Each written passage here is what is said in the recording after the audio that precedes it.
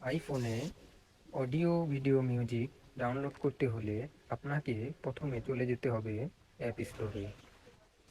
App স্টোরে আসার পর আপনাকে সার্চ করতে হবে black hole, BLACKHOL। Black hole search করার পর এই অ্যাপসটি এখানে আসবে। এই অ্যাপসটি আসার পর এই যে দেখেন এখানে আমার অ্যাপসটি আগে থেকেই ইনস্টল করা ছিল, তাই ওপেন দেখাচ্ছি। আপনারা ইনস্টল করে নেবেন।